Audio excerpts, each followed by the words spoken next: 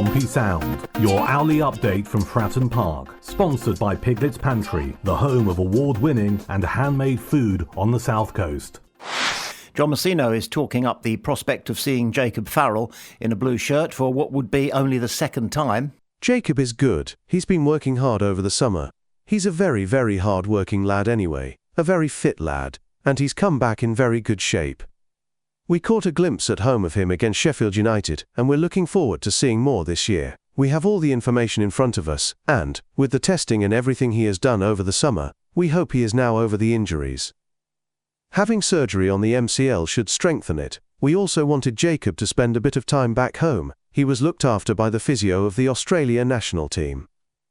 We have to be cautious with him still, make sure we manage him through pre-season, but he is fine and in really good shape. We hope he stays fit. So we've only seen him once, and that was against Sheffield, which is a pretty stern test. And most people I've spoken to say that he looked pretty good. In fact, he looked very good. Good defensively, but also good getting forward. And crucially, of course, he's young. Well, he's good. That's crucial. That's the most crucial thing, of course. But he's one of the young Blues who are going to be pushing for first-team places in the coming season and who are tremendous prospects. And whilst we want to win the next game we play every moment of every day of the season, that is the priority, to win the next one, it's important as well to have a medium to long-term view. And it's clear that Pompey are building a team which will be able to hold its own, perhaps not at the very top of the top echelon of English football, but certainly hold our own in the Premier League. You look at all the youngsters that we have got who we believe have tremendous futures. The squad is going to be stocked with 19, 20, 21, 22-year-old players, all of whom clearly have great credentials, are of the highest calibre, and Pompey believe that they can go on and on and on and develop and become Premier League players. If we can build a side that can hold its own in the Premier League from people that we are able to pick up, well, let's bite the bullet cheaply, partly because we go abroad and partly because we are prepared to buy them young and take a certain amount of risk, which from time to time John Messino admits you never know entirely what you're going to get, and you certainly don't know what that player is going to be like in a year's time or perhaps two, when they ought to be approaching their peak, their prime time. But if we've got 5 out of the 6 or so youngsters that fall into this category right, then the future looks good. A highly respected football authority has re-evaluated the transfer value of the current Pompey squad, and it makes for good reading.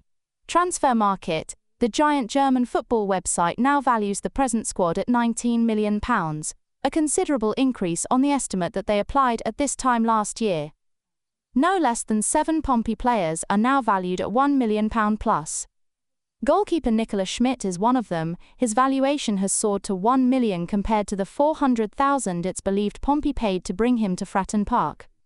Hayden Matthews, who has had little chance to increase his value through injury, is valued at £1.3 million. Terry Devlin is now worth a 7-figure sum, as is Andre Dozel and Josh Murphy. Colby Bishop is now worth 3 times what we paid for him at £1.5 million, and Pompey's most expensive player is Callum Lang, whose valuation of £2.8 million suggests that he too has more than trebled in value in his time with Pompey.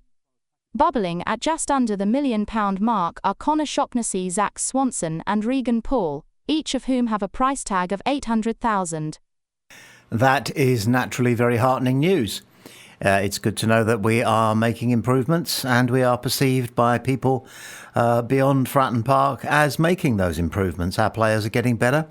They're more highly valued than perhaps they have been as a squad for a very long time. Not since the days of Harry have we been worth so much. And it's hopefully going to continue travelling in that direction. But we mustn't let it get out of proportion in our own minds, because, for example, we did a quick dipstick into just for example, one of the teams that we'll be competing with next season, Leicester City, who may find themselves docked some points because of financial regularities. But putting that to one side, the value of their squad compared to our £19.19 million, £219.19 million, and they have a player who is worth almost twice what the entire Pompey squad is worth. So, we're travelling in the right direction, but we've still got some catching up to do. Portsmouth kit is unique, the only kit that features 3 different colours on the shirts, shorts and socks, which are not reflected in either of the other 2 items of football kit. There's no blue in the shorts or in the socks, there's no red in the shorts or in the shirt, and so on. The club, and perhaps more importantly the fans, have always been proud of the quality of the merchandise that's on sale from the club store. Whether you're in search of the latest Pompey kit or a retro version of the Pompey kit from a time perhaps you remember best, you're in good hands. But Pompey are more than keeping up with the times, as we at Pompey Sound note, with their so-called mashup range of products fans can buy mashup shirts and hats, amongst other items. Just for the record, a mashup is a design consisting of 2 or more entirely separate elements. To the old-school fan it looks like a dog's dinner, but to the connoisseur it's an artistic thing of beauty. And Pompey Sound are all for it, with the possible exception of one item, namely the so-called boxer shorts. Our first point is that from the look of the illustration on the website, they aren't boxer shorts so much as Y-fronts, as there is a clear pouch for the wearer's equipment, for want of a better word. Boxer shorts have no such compartment. However, we think it's a nice touch that the underpants have been described as, and in fact are marketed under the name of, wait for it, Pompey Oddballs. And it is worth talking for a moment about the whole business of merchandise in football. It's very important, particularly to younger fans, as they're starting to develop their enthusiasm for their club, the club that's going to be their lifetime club. They want to wear the shirt. They time was when they wanted to have the scarf and the bobble hat, and nowadays it's all just a little bit more trendy. You don't see so many scarves, although of course they have their place. If you're going to try a version of You'll Never Walk Alone, it's the scarf or nothing. And the bobble hats, definitely you don't see too many of those. But the shirt that is the same as the shirt that the players are wearing at home on a Saturday, that's the shirt, and there are fans who buy that shirt. Of course, we know that, every season, so they've got the new shirt. And that's great for them and for the club, because it's an important source of revenue, which we know Pompey spend well. So it's an entirely valid business commercial exercise to sell fans the things that they choose to buy. Nobody forces you to buy anything from any shop, really. You do have the choice of which item to buy or whether to buy nothing at all. So what I'm driving at is that, generally speaking, football fans come at the issue of merchandise from the same angle, which is that the shirts are too expensive. It must be, along with there's too much money in football these days, it must be the most oft-repeated mantra on the terraces. I know they're not terraces anymore, but that's what they can be called. You know what I'm talking about, that the shirt's too expensive. And there are people who actually acknowledge this in football. I'm thinking particularly of Ashley. Is it Steve Ashley, that bloke who owned Sports Direct and owned Newcastle Football Club? And he was heard publicly often laughing at his own fans for spending on a shirt that cost him £4, 40, 50, 60 quid. And of course coming down like a ton of bricks on anybody who was selling in the back streets replica shirts that were not the official version. But I say that when I say that the whole business of merchandise on the whole is a good thing, I honestly believe that, even though I myself don't buy the shirt on a regular basis, and I would find it taking a little bit of an effort to spend that much on a shirt. But people do because they want to and they choose to, and so it must be a good thing. I remember the first time I took my eldest son to Fratton Park, the overall cost of taking him along with me was 70 quid. And the vast bulk of that, 50 quid and more, was the shirt with the name on it. Of course, that had to be printed on it, and each of those letters cost something. I can't remember exactly what. And he wanted a few other knickknacks as well. And because I was so keen for him to be bitten by the bug, I went along with it. And a lot of mums and dads simply do. But let's come round to this business of the underpants, shall we? This is funny, genuinely funny. I never thought the day would dawn when your football club was selling, I mean, club shirts, yes, club badges, definitely, club hats, club dishcloths, we've seen it all.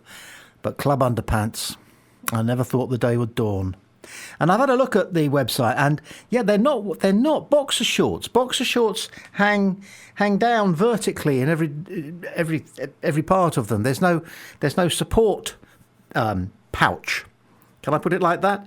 In boxer shorts, and these underpants, for they are just underpants, have got not only a high waistband, which I gather is the trendy thing now, to pull your pants up as high as possible. Apparently it makes you look slimmer or something. And on the waistband, which is blue, is written in white, Pompey Oddballs, which is ho-ho, bit carry-on, I know, matron, oddballs. But it's funny and it's harmless enough. It's just as I say. It's actually it's quite a good looking underpant. If it weren't for the mashup thing, which is not my cup of tea, I would consider it. It looks comfortable, and it looks as though it does a job, which is what underpants are there for. But it brings me to the one question I cannot answer. I don't suppose you can answer either. Good listener, good Pompey fan, good Fratton faithful person. Under what circumstances does it become meaningful that you are wearing club logo underpants? Are you hoping to get lucky on a Friday and Saturday night, and someone will see you stripping down and say, "Oh, Claude, what an exotic pair of underpants you're wearing. You must be the..." I was going to say man for me. You hesitate about saying man, but of course only men can wear boxer shorts and underpants, as far as I know. And these particular ones, because they have the sort of almost jockstrap look about them, is definitely for those born with well, you know what I'm talking about. So, on the whole, definitely 10 out of 10. The Pompey marketing people love it, love all the stuff, love all the merch, love all the mashup stuff, especially the odd balls.